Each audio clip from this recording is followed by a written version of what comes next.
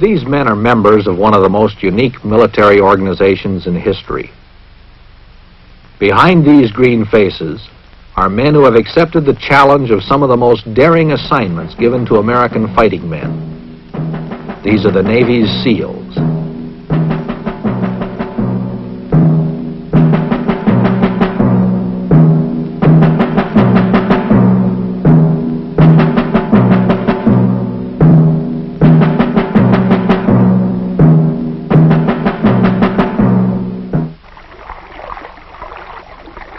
SEAL teams were organized at the suggestion of President John Kennedy, who realized that it would take special operations to win special kinds of war. For years, the existence of these teams was a Defense Department secret. Now, parts of their story can be told. In an age when most military engagements have become distant and impersonal, SEALs operate in the midst of the enemy. Their purpose is to disrupt his supply lines, choke his communications, learn his secrets.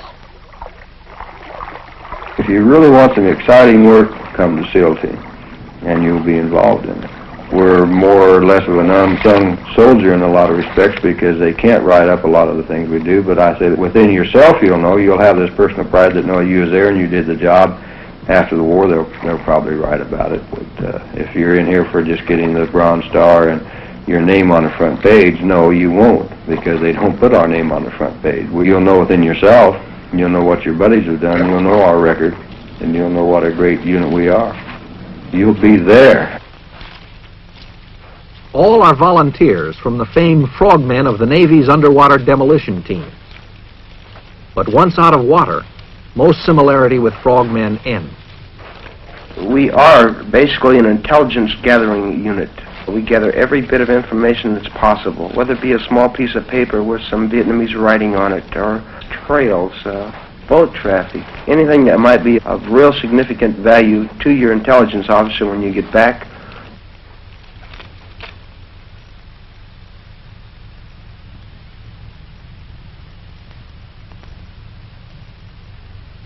Every man's got to have the physical strength to get through the mission and the mental strength not to waver when the going gets rough. And it gets pretty rough pretty regularly.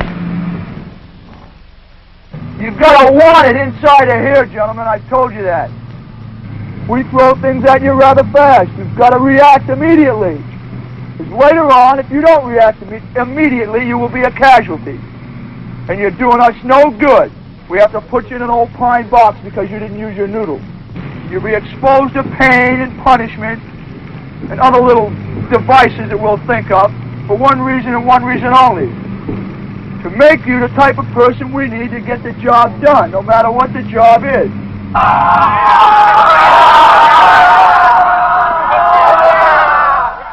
These men are preparing for the grim reality of a personal war. Counter-guerrilla jungle fighting and rugged hand-to-hand combat lies ahead. For this, they must stay in prime physical condition. Those who can't take it would be a liability in combat. In UDT training, they very definitely push you to your limits. In fact, beyond what you thought was your limit. It's an eye-opener. It was an eye-opener for me, and I'm sure it was for most people. What training does for us is it gives us a stamina. Teaches us to know ourselves. To know that we could, if we had to, run for 3 hours, 18 miles. Know we could move across 600 meters of mud on our stomachs and be ready to fight when we get there. It's not a breeze. I think it's more of a mental problem than it is physical. I mean, if it's a normal, average, athletic type person that has nothing physically wrong with him, then it's all up to him. If he wants UDT bad enough, he can endure the runs. They don't punish you to where you can't walk again, or you don't have to swim so far that you're going to cramp up and drown. Get up. Straighten your legs, Adams. Lock your knees. You can get a great deal of confidence out of some of those obstacles over there. Physical training, certainly. You work different parts of the body on different obstacles. You work coordination, as a matter of fact, and a great deal of confidence in yourself. Family, oh, the Frog family is the best family that ever came over across the sea. There's a highland frog and a lowland frog, a Rotterdam frog. It's just that, well, I want UDT, and I can do all these things. And then you get a positive attitude about the training, and there's nothing they can do to make you quit. You can endure all the extra push-ups and the instructors hollering at you, and just take it with a grain of salt and just say, well, that's part of the program. Always think ahead. Well, in another hour, this problem's going to be over, and I'll be back in the barracks in a hot shower and a hot meal.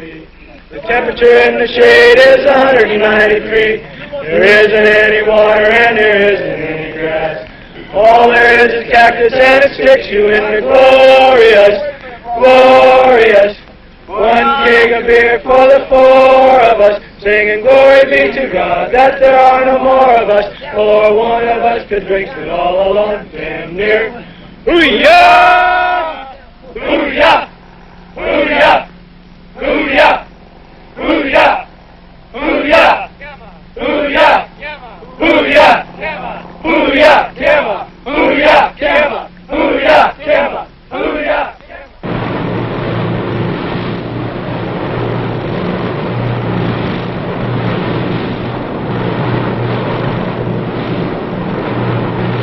SEALs are specialists in being where they are least expected. Getting to the job may mean jumping out of a boat, a helicopter, or an airplane. You have to want this type duty in order to survive this training. Some people, I suppose, want to prove something to themselves. Some people, maybe they want to prove something to somebody else. I think it's a psychological aspect, the hardship while you're doing all this. In other words, you think about things a little bit differently. You start realizing that probably one of the greatest things you ever had was just sitting in a warm room with a cup of coffee.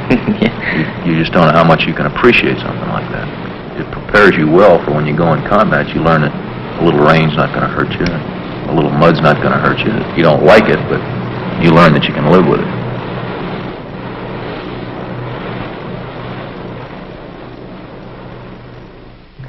Okay, this morning, gentlemen, we're going to take up what is known in the teams as an Emerson scuba rig. This means that it is a self-contained underwater breathing apparatus. This rig is used any type of clandestine or sneak attack operations. It is desirable for this use because of the fact that there are no bubbles coming out of this rig when it is submerged. And we can have you step up here, sir. We'll slip you into it.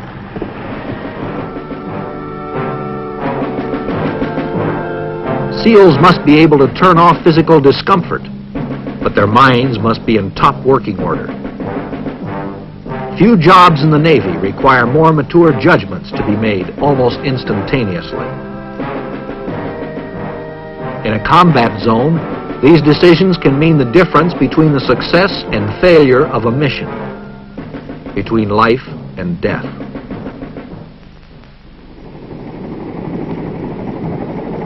Our type of training now, of course, it includes diving and demolition work and parachuting and very extensive weapon training and tactics training, so our people are well qualified, or maybe even the most qualified troop there is.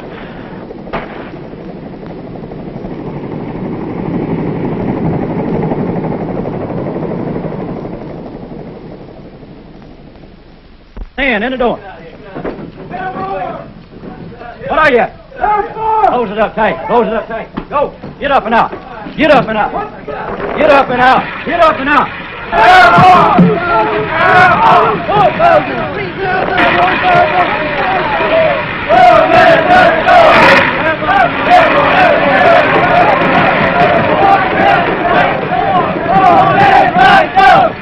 When you put that chute on, your stomach starts getting hard.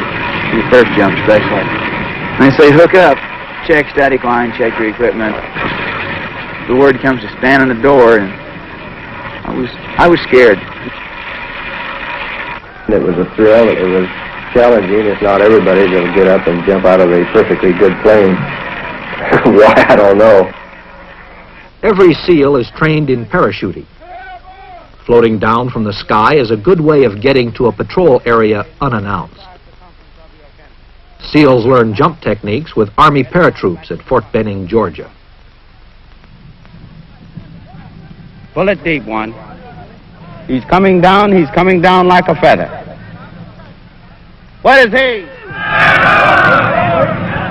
All right, get on your feet. Jump on arm 4, prepare for enormous lift to your front. To your front 4. Your other front 4.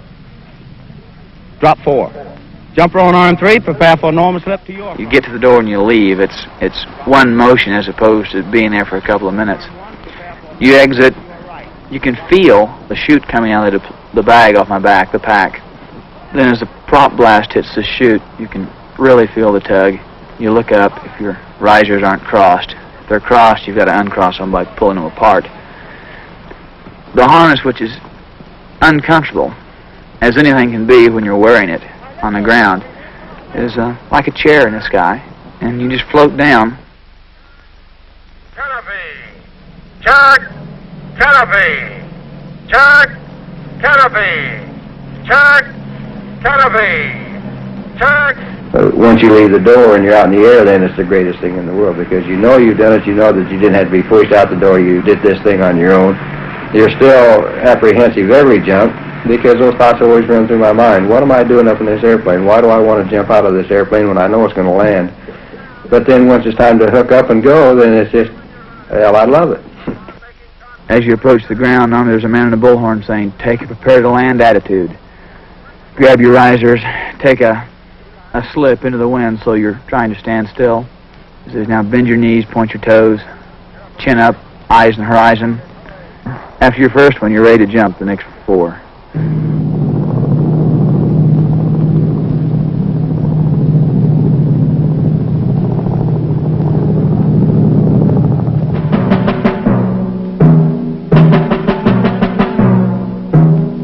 The SEALs call this halo, high altitude, low opening. For SEALs, a means of silent entry to the enemy's territory.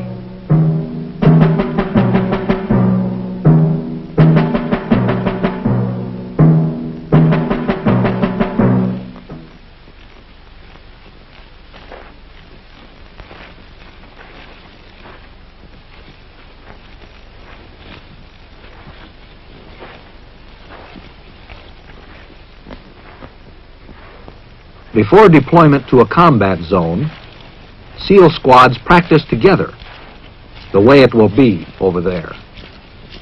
You never say anything on patrol. From the time you leave that boat, or the helicopter, or however you're getting inserted, to the time you get back, you don't even open your mouth. We teach them hand and arm signals in cadre training. It doesn't make any difference what type of signal you do use, as long as everybody knows it. To bring back information that will help reveal the enemy's story, SEALs must be alert every minute. An intelligence officer can do so much more with little facts than you have any idea of. If he can find out, for instance, that there is large amounts of rice being moved down a river, then he knows there are either people down there needing food or that there will be people down there soon. When he adds this to other bits of information he's found out, well, a pattern of enemy activity begins to develop.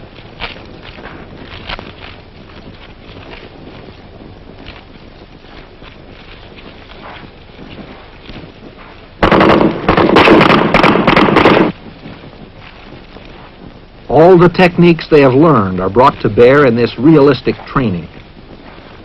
As individuals, they learn to function together. They become a team.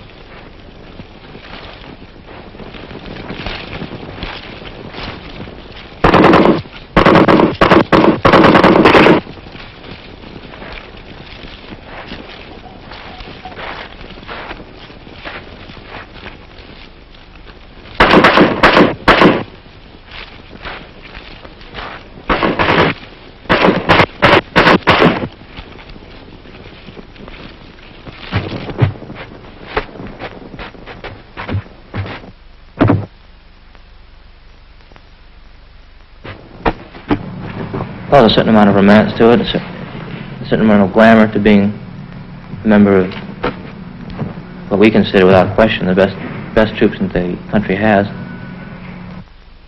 I think we're such a highly specialized group of people that we're in great demand. There's just not enough of us to go around. I think our record speaks for itself. 70 or 80 Bronze Stars and numerous Purple Hearts and Silver Stars, a couple of those, and Legion of Merits, and the awards have been just numerous. As far as I'm concerned, each and every one of them are highly deserved, and I think it comes from teamwork, togetherness. The thing that motivates a lot of people is that, again, it is a challenge to a young man. It is, we feel, and we are proud of the fact that we're one of the most highly trained, efficient, small units that there is in any service. And I think it's the pride factor that motivates kids to volunteer for SEAL Team. It's just knowing that they're going to be in one of the most elite, specialized trained units there is. Now, this is my own personal feeling. That's the reason why I stay in it. I have another 8 years through the Navy, and I'm going to spend it in SEAL Team.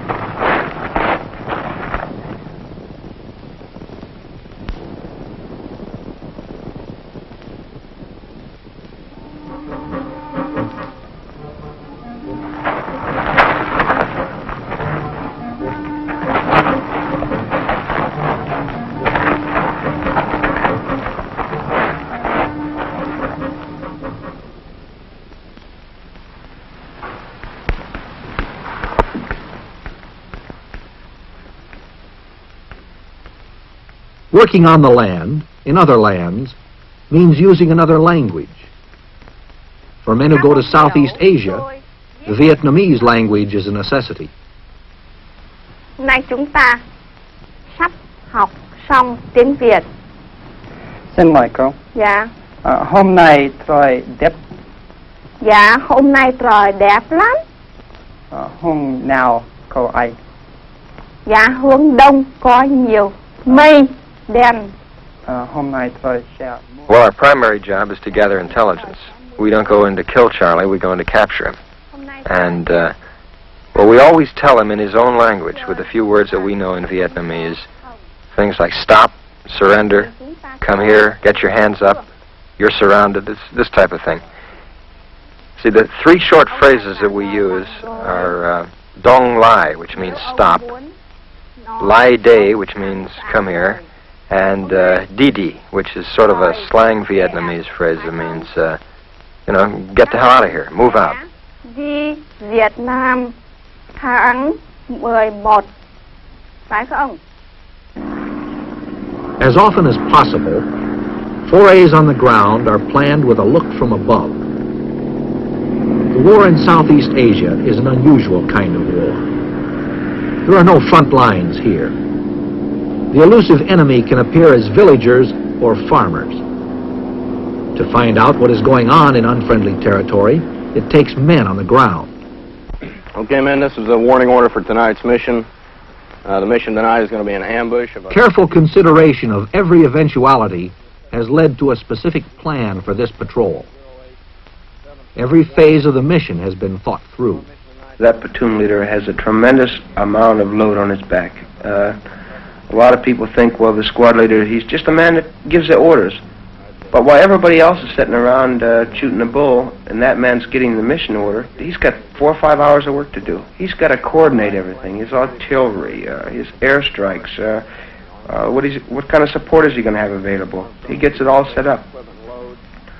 He works 4 or 5 hours before the people even get the word on it, just on his warning order. The one primary danger area which we know about is this bridge. You can see what it looks like here. It's just a wooden bridge, hard top. All right, our actions at this danger area will be as follows. We will come to this point. We'll be patrolling down here in our file. We will stop short of the bridge.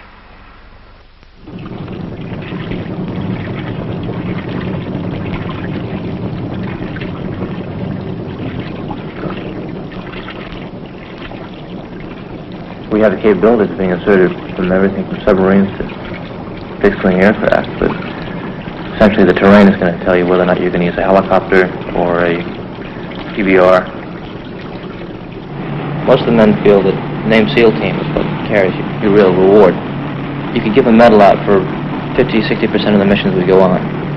Since you can't have that many medals, and the value of being a SEAL, I think, is what they're really concerned with. The actual medal they present to you at the end of a tour is more of a token value, I think.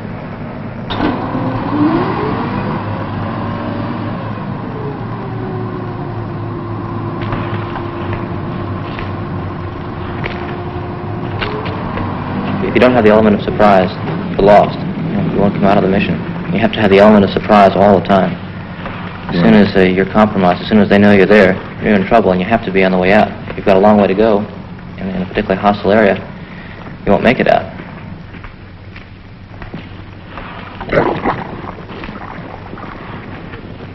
You're swimming across streams very frequently. On long patrol, you might swim 15 streams or more. It's not unusual at all. And these will range anywhere from a few feet to maybe 50 yards. This is carrying all of your weapons and ammunition, and it can become somewhat of a trouble, especially for radioman or machine gunner. But there's quite a few guys that like the element of danger, the element of surprise. In fact, the only thing that really limits us is the imagination on the part of the people that assign us targets. The philosophy I use is there isn't an impossible mission, really.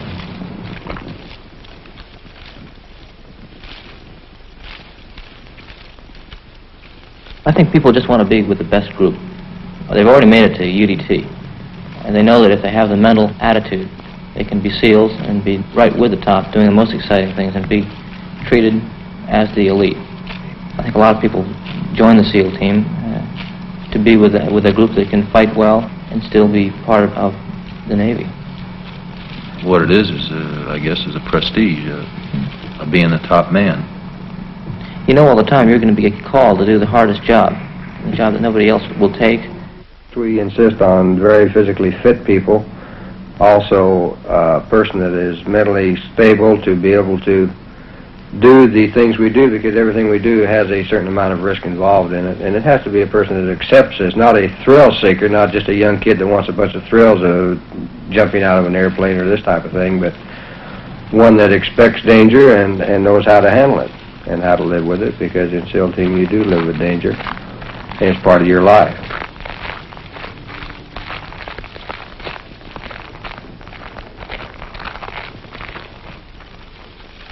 In Vietnam, SEALs have learned that prisoners are a good source of information on the enemy's situation and intentions.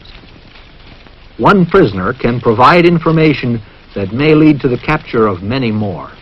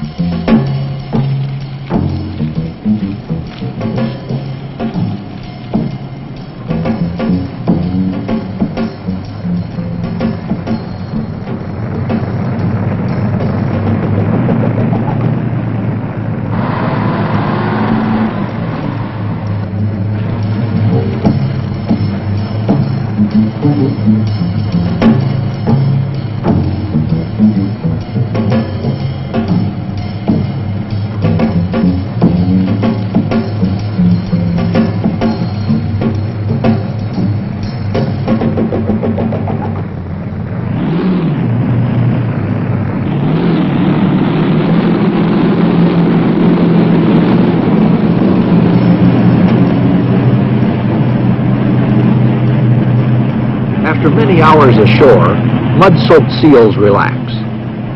New information will be pieced together with existing intelligence, the pattern of enemy activity brought up to date. Often a SEAL patrol returns with word of unsuspected enemy activity, the location of new campsites, or knowledge of enemy movement on an infiltration route. Troops are alerted. Boatloads move up the river to strike back.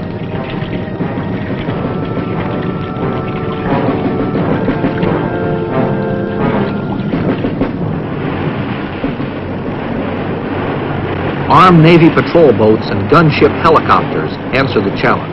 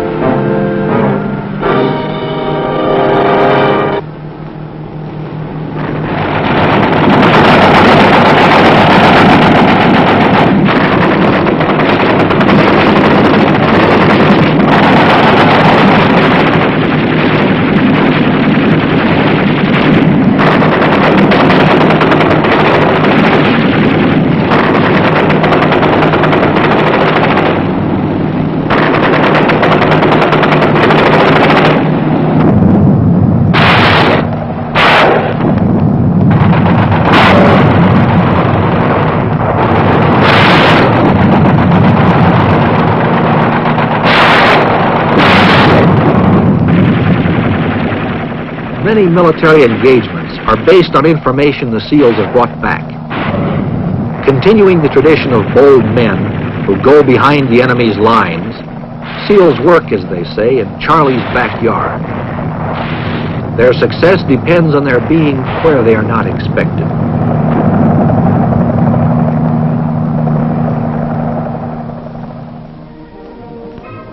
For their dedication to duty, SEALs have become some of the most decorated fighting men in history.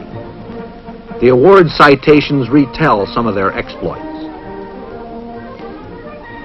On one occasion, while conducting a clandestine combat patrol through hostile terrain, the mission was to capture Viet Cong in order to gain intelligence on enemy supply movements in the area.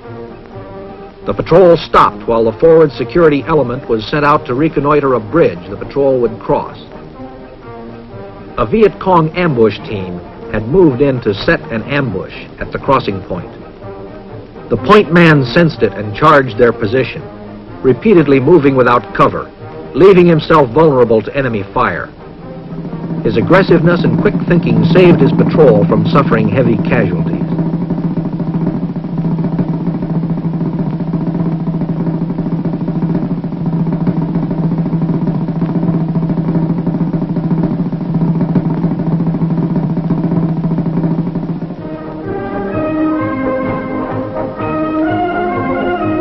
Ribbons and medals represent the accomplishment of exceptional deeds.